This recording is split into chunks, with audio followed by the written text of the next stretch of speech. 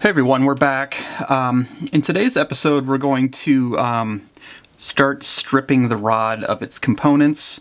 We're going to start with the tip section, and we're going to start with this tip top. This one looks like it was slammed in a car door or something happened to it, so hopefully it'll come off pretty easy for us. Then we're going to move to the guides, to the grip, reel seat, and then we'll finish up this video by showing you how to strip the old varnish off the blank itself. So first things first, to get these tip tops off, generally they come off fairly easy. What I like to do is very lightly score a line just below where that tip top meets the cane. A lot of times there's there's a wrap, a tip top wrap just below that. And all we want to do is separate the metal from whatever might be holding it in place. So once we do that, and again, that doesn't take a whole lot of effort, we're going to apply a little bit of heat to this tip top. Just got one of these fire starters, and we'll heat that up so it's nice and warm, and then we're going to try to pull it off with the needle nose pliers.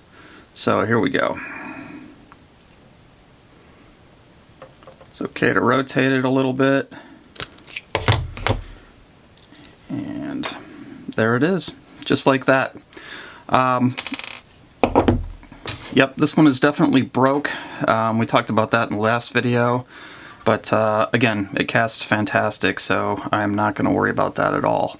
So give me just a second. I'm going to do a close-up of a guide, and I'll show you how to get those off. We'll see you in just a minute. Okay, we are back. So I have a guide. I've just put the rod in a little rod wrapping jig here to hold everything steady while I work on it. And what I'm going to be using, normally when we wrap rods, or when I wrap rods, I use a double-edged razor blade. But for removing guides, I like to use just a standard single-edged razor blade. And the reason being that I can put my thumb or my index finger on the top and apply a little bit more pressure than would be safe with a double-edged blade. So here's how we're going to do this. We are going to score the thread and finish right on top of the guide foot. And the reason we do it on top is so that we don't hit the blank. If we were to do, if we were to do it on the bottom and score it through, there's a chance we could damage that blank. But the guide foot is going to offer some protection for that blank as we do this. So again, real quick reminder, we talked about this last time. Make sure you mark the spline of that blank before we start removing guides, because once you get them off, it's going to be difficult to tell which side to put them back on. So here we go.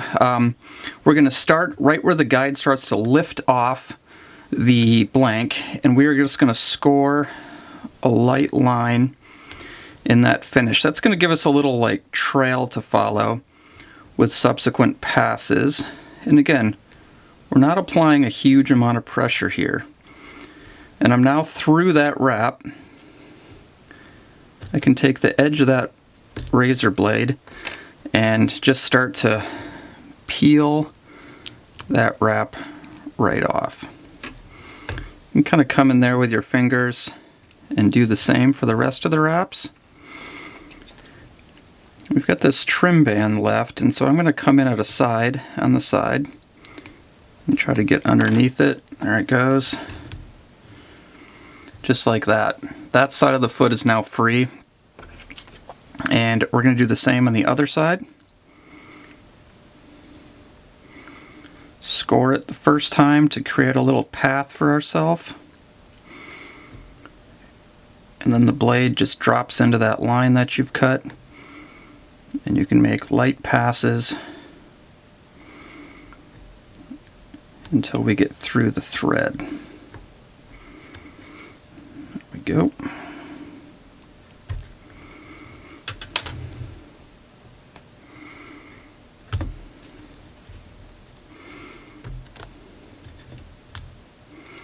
If there's a little residue or even thread left on the blank, don't worry too much about it, because when we strip this blank down, we'll take care of whatever might be left.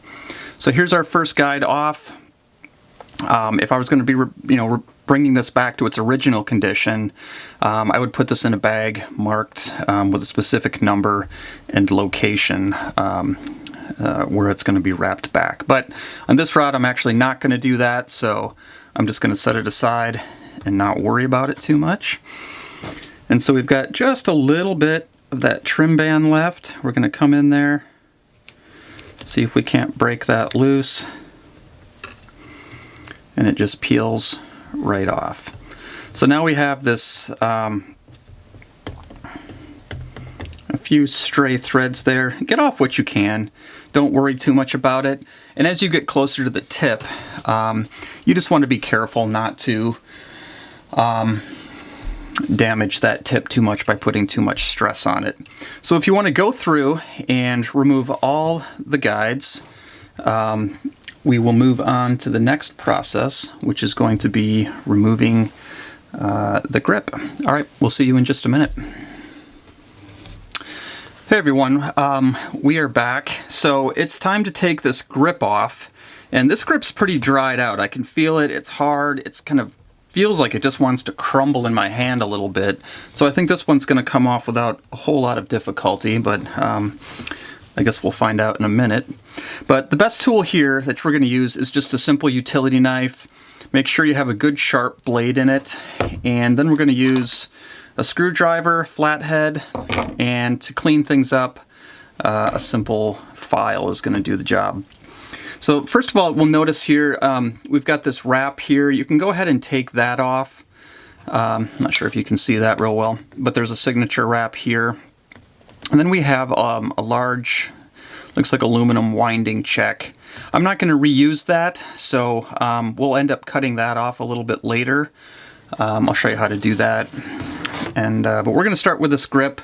So what I'm going to do, I'm going to take this blade, and I'm going to stick it right below that winding check, and I'm just going to score a line down it. You can kind of hear that crackling as that cork gives way. You can see a chunk came off there, and so I'm going to take my screwdriver and just stick it in that cut we've made and pry chunks of this grip off. Just like that. You can see it comes off remarkably easy. It's pretty dried out. And now we're getting down to the original cane. This one's going to clean up pretty easy for me, I think. So we'll get this last section going. If you want to reuse this winding check, there's a chance you can get it off once we start stripping this rod. Just take that wrap off and leave it alone, and we'll see if we can work on that a little bit later. So you see, this grip actually came off really easy. We can clean it up a little bit with a file.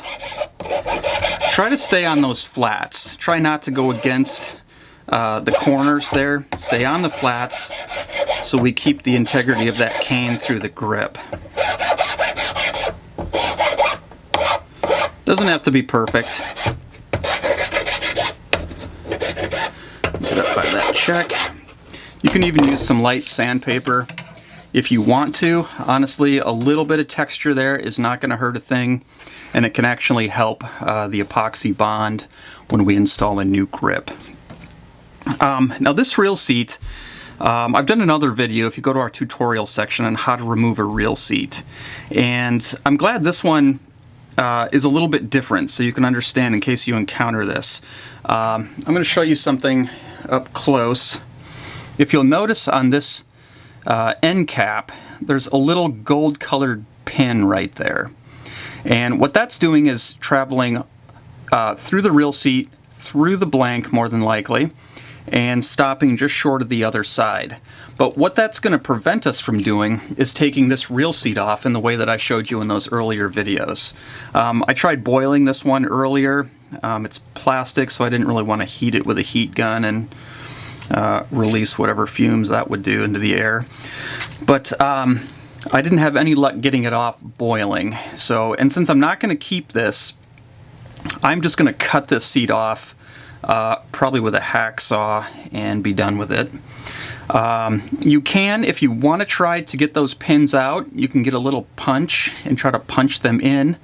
to release this back hood, and then you can usually take them off using a more traditional method. But in this case, I'm not going to save it, so I'm going to take this lock nut all the way up, slide the collar off. Those will come right off the blank here. And I'm going to take a hacksaw, and how I'm going to get this off is I'm going to cut like a horseshoe. I'm going to start on one side, cut up, cut all the way across the back, and cut down the other side. And then I'm just going to pry the seat off the cane. You might be surprised. I'm curious what's going to be underneath this. Sometimes the cane will only travel halfway the length of the real seat, sometimes all the way, but we'll find out in just a minute. So I'm going to go ahead and cut that, and I'll be back to show you what that looks like and how we'll get the rest of the seat off. Okay, we were finally able to get that real seat off. It was actually really good for this series because it was kind of the worst case scenario. Here's the bottom of that cap, and if you can see it, there's a little maybe 1/4 inch, 1/2 inch nail that was holding that end cap in place, so that wouldn't let us take it off in a more traditional way. So we ended up cutting that with a hacksaw. And then I tried boiling it again to get some of that epoxy to soften, and it just would not come. I'm looking at it, and it looks like there's some sort of black epoxy. It looks like a modern shafting epoxy. I'm not sure exactly what they used when they put it on, but I ended up taking a fine-tooth saw and just cutting the rail seat off in slices, because that was honestly the only way I could get it to come off. A lot of times, once you pull that pin, if it has a pin, you can just use a heat gun or boiling water, and that epoxy will soften and come off. But once in a while, as we've demonstrated here today, you have to take a little more drastic measure and get that seat off in pieces. But the seat's off, so that's a good thing.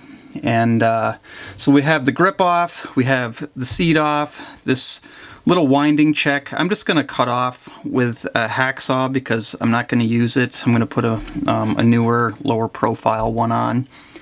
And we'll be back in just a minute, and I'm going to show you how to remove the varnish from the rest of the blank. All right.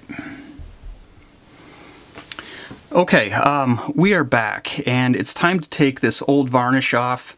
Now, depending on the rod you're working with, you might not even need to do this. Some rods, the varnish is in excellent condition. But if yours has chips in it, if it is wearing through, it gets real thin sometimes with age, then it's a good idea to take it off, and then we'll reseal it. We're going to use two things to do this. The first is going to be a cabinet scraper. If you've not used these things before, they're fantastic. We actually sell these on the site along with some of the polishing compound that we're going to use in just a minute. But if you have an old one laying around the house, just be a little bit careful. It's a real simple tool. It's basically a piece of sheet metal that has a burr put on all four edges. And what we're going to do with it is lightly scrape that finish off. Make sure the one you have is sharp. You know, it's a simple tool, but honestly, as far as a cutting edge goes, it has one of the most complex cutting edges. When properly sharpened, it has the profile of kind of a mushroom cap. And if you're not used to sharpening them, they can be a little bit tricky. So make sure you're using a good sharp one before you get started. Now, how this is going to work, we're going to start with the finish here. You can start anywhere you want. You hold the edge of the sharpener or the scraper perpendicular to the blank, and you just make light passes on the flats. So you'll notice this bamboo has 6 sides like most do. And you want to stay away from the corners. We don't want to round this blank over. We want it to keep its nice hex profile. And the way we do that is by focusing on the flats. And we're just going to take this down. You're removing, 1 or 2 thousandths of an inch at a time, less if you're not applying much pressure. So we're just going to take light passes until we get all the way down to the cane on one particular flat.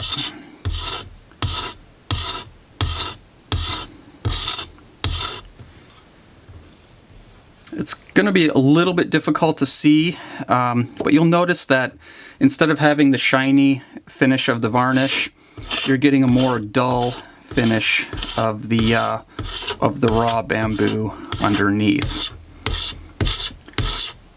So when you get one side done,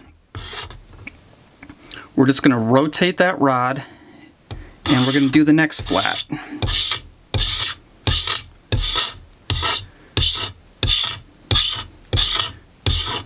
Again, light passes. This is not quick work. And you can go back to previous ones, previous flats, in case you missed some. And just work your way around a section of the blank until you get all the varnish off, and then work your way up the blank.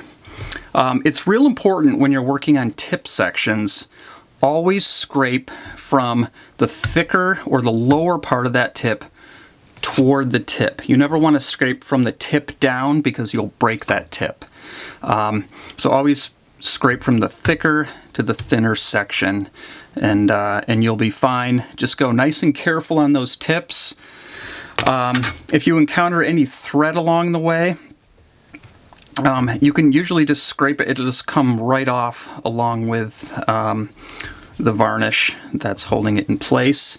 Another area to kind of focus on a little bit, we haven't talked a whole lot about ferrules yet, but if you have a little varnish on the ferrule, this ferrule actually has a ferrule wrap with a trim band that goes all the way up onto it, and that'll come off with the scraper as well. Again, real light passes. We don't want to score that metal.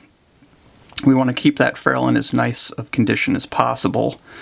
And once you get this whole thing scraped, once you get all the varnish off, it's going to feel a little bit rough. You know, you'll have some scrape marks there for, you know, if you might have been a little too aggressive.